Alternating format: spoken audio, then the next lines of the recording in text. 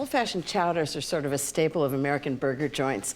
Classic is clam chowder, but I particularly love seafood chowder. All different kinds of seafood in it. There are a lot of ingredients here, but it's really easy, believe me, and it's worth it. So the first ingredient is shrimp. They're peeled and deveined. Makes it so much easier. I need 1 pound. The next thing is scallops. I need a ½ pound. And I want everything about the same size so it cooks at the same amount of time. And lump crab meat, also about a ½ pound.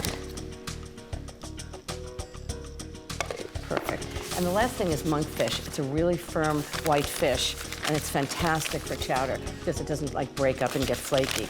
So I've got a ½ pound of monkfish. I'm just gonna give it a big dice, about the size of the scallops.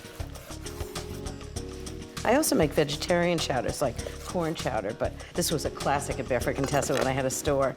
We used to make so much of it, it was crazy. Okay, that's the monkfish. And since the scallops are actually sea scallops, not bay scallops, which are small, I'm just gonna cut them in half. Just want them in bite-sized pieces. Just right in half. If they're really big, you can cut them in quarters, but these are just the right size. Okay, now all the fish is gonna go into the pot, and I've got all the vegetables cooking away. Let me tell you what I have in here. First, I melted a ¼ pound of butter in a big Dutch oven. Then, I added a cup of peeled and medium diced carrots. That's about 4 carrots. Then, I added a ½ cup of medium diced yellow onion, a cup of medium diced celery, a cup of medium diced small potatoes, white or red, either one's fine. Then ½ cup of corn kernels. You can use fresh or frozen, whichever you have. And finally, I sauteed them all together for 15 minutes, just until the potatoes are barely cooked. So what I'm gonna do now is I'm gonna add a ¼ cup of flour, and what that's gonna do is thicken the chowder and cook it for about 3 minutes, just to get rid of that sort of raw flour taste. Let it mix in with all the juices from the vegetables. Okay, that's ready. Next is the stock. So I have a quart of seafood stock. You can either make it yourself with the shrimp shells, or you can just buy it from your seafood shop. So I'm just gonna pour it right in with the vegetables and the flour. And it's gonna cook for just a minute. Bring it to a boil. Very often recipes like this say you can substitute clam juice. So I tried it once just to see. You can't. It doesn't have the same flavor. Okay, I'm just gonna lower the heat on this. Next, the seafood. So I've got all the shrimp and crab meat and scallops. I'm just gonna put it all in. I wanna make sure that the heat is on low, because you don't want to cook protein at a high temperature. You want to cook it at a low temperature so it stays really tender.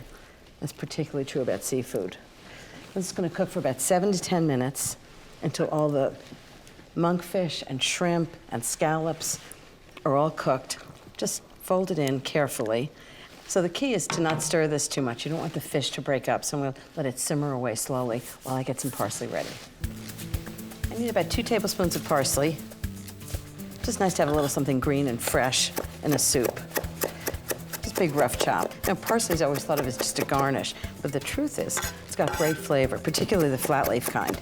Okay, let's see how the seafood is doing. It's perfectly cooked. The shrimp are pink, you can really tell when it's done. And they're firm. And 2 tablespoons of cream, just to get a little richness.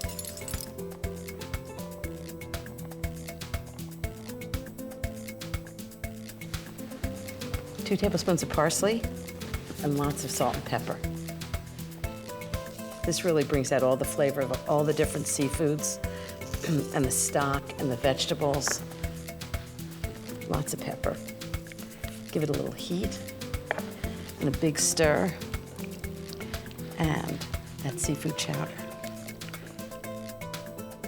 This looks so amazing. It smells even better. Wait till you see it. Just all kinds of crab meat and shrimp and fish.